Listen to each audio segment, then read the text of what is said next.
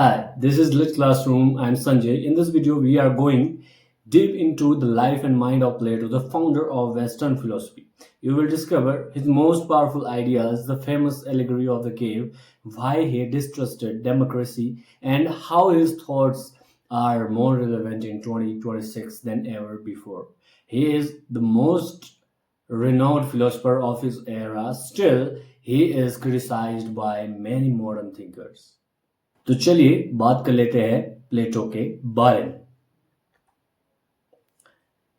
प्लेटो प्राचीन यूनान के सबसे महान दार्शनिक यानी कि फिलोसफर्स में से एक थे।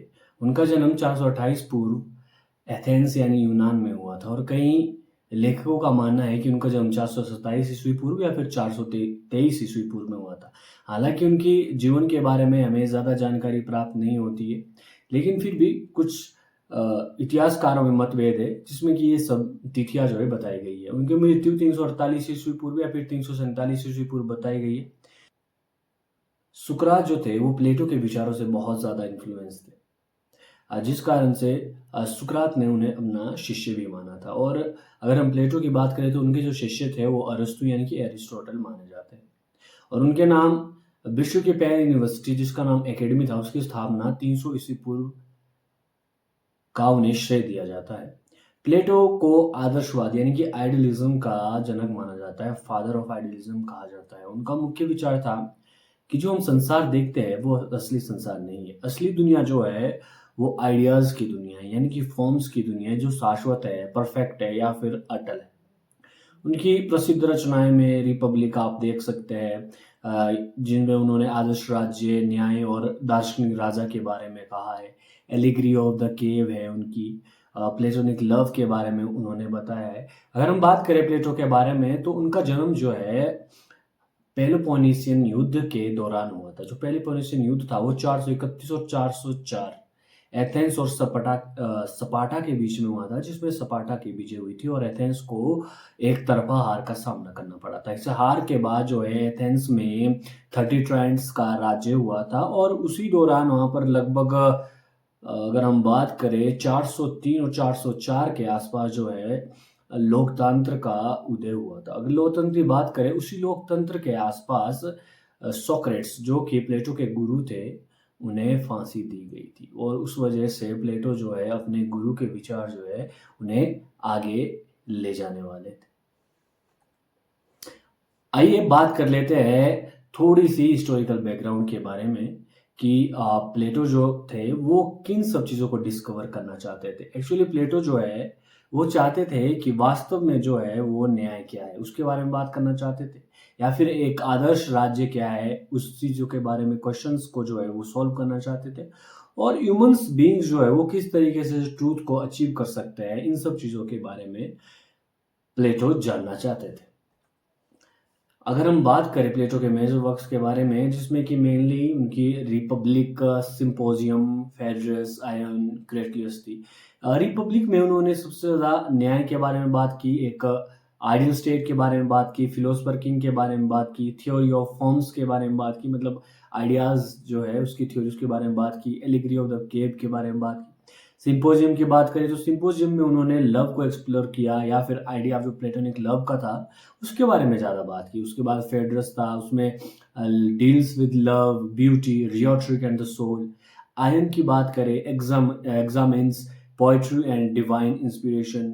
क्रेटिलस की बात की जाए तो उसमें उन्होंने लैंग्वेज के बारे में ज़्यादा डिस्कस किया है और फिर वर्ड्स के जो मीनिंग थे उनके बारे में उन्होंने ज़्यादा बात की। उसमें उसके बाद हमारे पास प्रोटोगोरस है, गोर्गियास है, लोअस है। ये जो है प्लेटो के जो है मेजर वर्क्स बताए जाते हैं।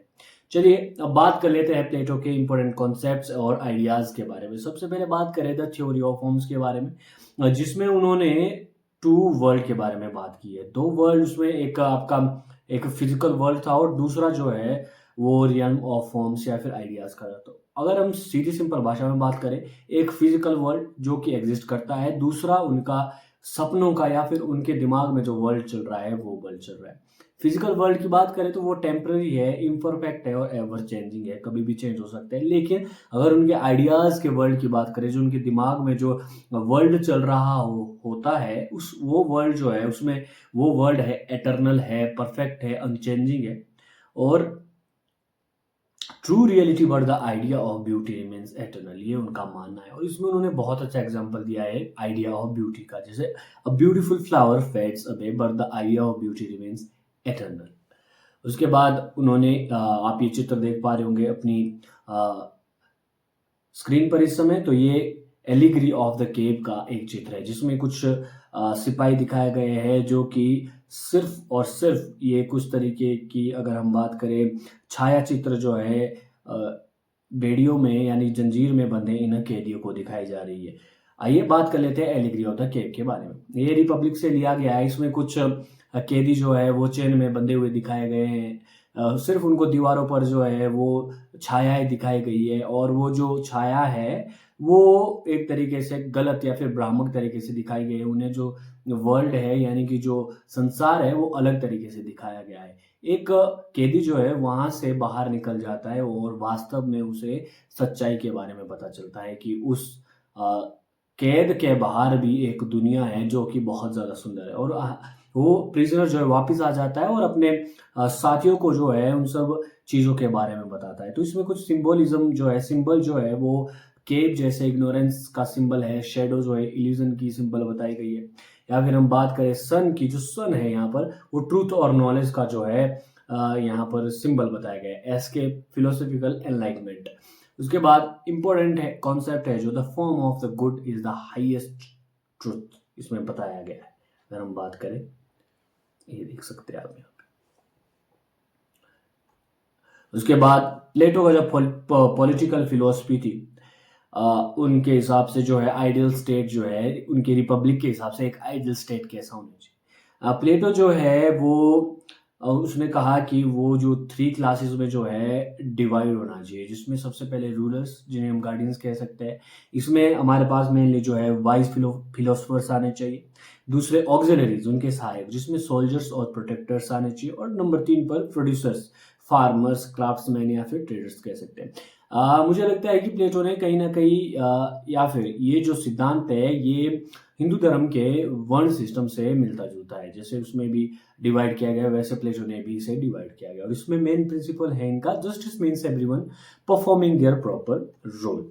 उसके बाद फिलोसफर किंग, ये आइडिया भी जो है उनकी जो क्रिएशन है उसमें से लिया गया है, फिलोसफर किंग के बारे में। उन्होंने उनका मानना था कि जो फिलोसफर है उसे उस राज्य पर जो है रूल करना चाहिए। They possesses wisdom and reason, ordinary rulers are often driven by greed और एम्बिशन। और उनका फेमस आइडिया था इसमें कि जब तक एक फिलोसफर जो राजा नहीं बन जाता है, वो उनकी जो सिटीज है या फिर उनके जो राज्य है वो कभी भी जो है बुरी चीज़ों से कभी भी छुटकारा नहीं पा सकते हैं। और उन्होंने फिलोसफर किंग की कुछ क्वालिटीज़ भी बताई, जिसमें wisdom, rationality, self control, love of truth बताया है। उसके बाद उन्होंने मिथ ऑफ मेटल्स बताया है, जिसमें उन्होंने रूलर्स, सोल्जर्स और वर्कर्स जो है मेटल्स से उन्होंने कंपैरिजन किया है। जैसे रूलर्स जो है गोल्ड बताया उन्होंने, सोल्जर्स को सिल्वर बताया, या फिर वर्कर्स जो है आयरन और ब्रोंज बताया। तो उनका जो मेन पर्पस था वो सोशल ऑर्डर को मेंटेन करना था और लोगों के उनके कर्तव्य के प्रति जो है उन्हें एनकरेज करना था। इसके साथ साथ कई मॉडर्न थिंकर्स ने इस चीज़ के लिए जो है उन्हें क्या क्रिटिसाइज भी किया है, और मॉडर्न थिंकर्स ने इसे एक रिजिड और अनडेमोक्रेटिक तरीके से भी देखा है। इसके बाद अगर बात करें हम प्लेटो के डिफेक्टिव फॉर्म्स ऑफ गवर्नमेंट की, तो उन्होंने बताया कि डेमोक्रेसी जो है वो रूल्ड बाय ऑनर है, और इसमें एक प्रॉब्लम है एम्बिशन और डोमिनेट्स की। अगर हम बात करें ओलिगार्ची की, तो उसमें जो है वेल्दी लोगों के द्वारा वो रूल किया जाता है, और उसकी जो प्रॉब्लम है वो इनइक्वेलिटी है। जबकि डेमोक्रेसी में जो है मास डिजायर्स होती है और उसमें एक्सेसिव फ्रीडम होता है। उनका मानना था कि लोगों को इतनी ज़्यादा छूट भी नहीं दी जानी चाहिए। और अंत में उन्होंने बताया है टायरनी, जिसमें कि टायरेंट के द्वारा रूल किया जाता है और इसमें बहुत ज़्यादा ऑपरेशन यानी कि लोगों पर बहुत ज़्यादा अत्याचार किया जाता है। और उन्होंने बताया है कि जो टायरनी है वो सबसे बुरी फॉर्म है गवर्नमेंट की। इस जितनी भी उन्होंने फॉर्म बताई है गवर्नमेंट की, वो सारी की सारी डिफेक्टिव फॉर्म थी। और अगर हम बात करें ओलिगार्ची की, तो ओलिगार्ची जब एथेंस में थी, तो उसी टाइम उनके गुरु यानी कि सोक्रेट्स को जहर देकर मार दिया गया था, और टायरनी को उन्होंने जो है सबसे बुरा बताया है। अब बात करें प्लेटोनिक लव की, सिंपोजियम उनकी एक क्रिएशन है, उसमें उन्होंने लव के बारे में बताया। तो ये लव जो है उन्होंने बताया है कि जो लव है वो बॉडी से या फिर वो फिजिकली नहीं होना चाहिए, वो जो लव है वो एटर्नल होना चाहिए, या फिर वो जो लव है वो स्पिरिचुअल होना चाहिए। इन्होंने कहा है कि love of one body, love of all beauty, love of beautiful minds, love of wisdom, love of absolute beauty. उनका जो मेन आइडिया है, true love is spiritual not merely physical. अब इसके साथ साथ प्लेटो ने जो है पोएट्री और आर्ट पर भी अटैक किया है।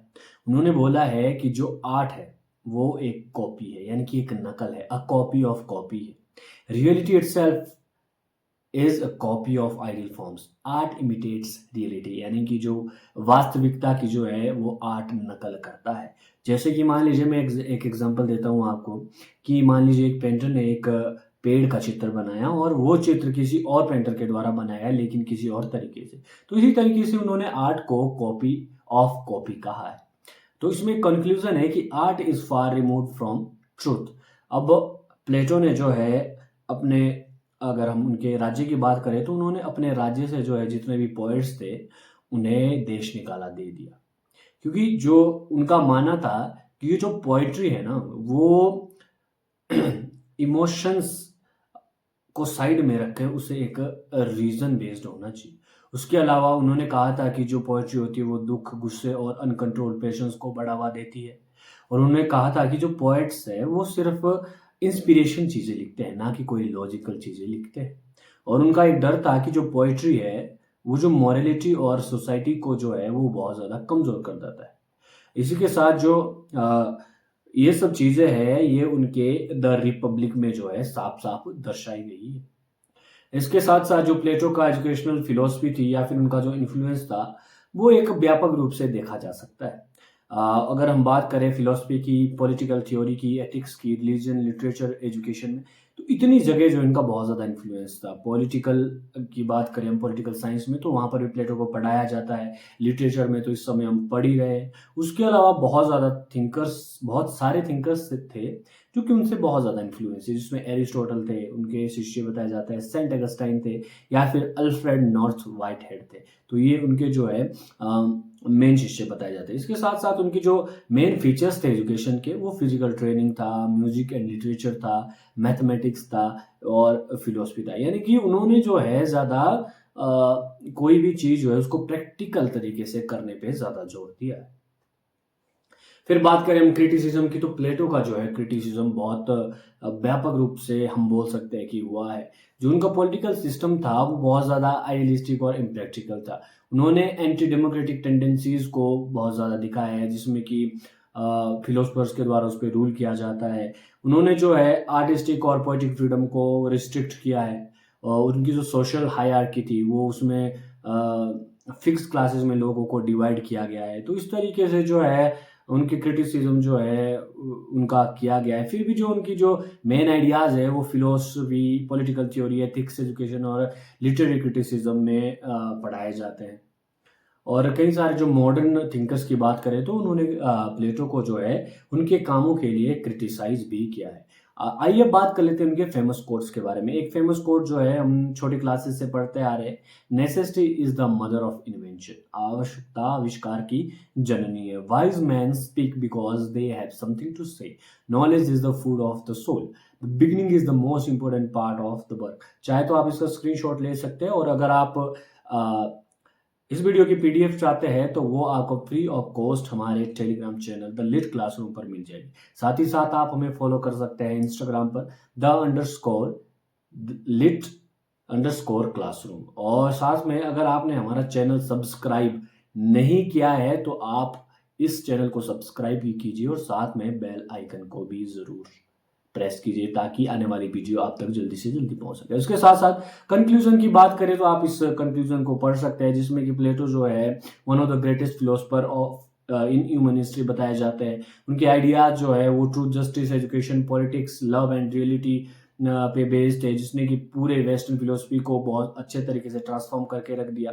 उनके कॉन्सेप्ट जैसे theory of forms, allegory of the cave and the philosopher king Plato ने जो है वो ह्यूमैनिटी को जो है एनकरेज किया है, move beyond illusion and seek higher knowledge की तरफ। और आज भी हम उनके थॉट्स को जो है उनके फिलोसफी के द्वारा जो है हम उनसे इन्फ्लुएंस है, चाहे हम बात करें लिटरेचर की, पॉलिटिकल थ्योरी की बात करें, education and modern intellectual debates की बात करें। तो ये रहे आज प्लेटो जिनके बारे में हमने पढ़ा। अगर आपने हमारी पिछली वीडियो नहीं देखी तो आप पिछली वीडियो आप ज़रूर देख लीजिए, जिसमें हमने क्रिटिसिज्म और थ्योरी के बारे में पढ़ा है, फिर हमने सोक्रेट्स के बारे में पढ़ा, अभी हम प्लेटो के बारे में पढ़ रहे हैं और आने वाली वीडियो जो है वो एरिस्टोटल पर होने वाली है। हमारे साथ बने रहने के लिए आपका बहुत बहुत शुक्रिया और इसी तरह अपना प्यार हमें देते रहिए। धन्यवाद।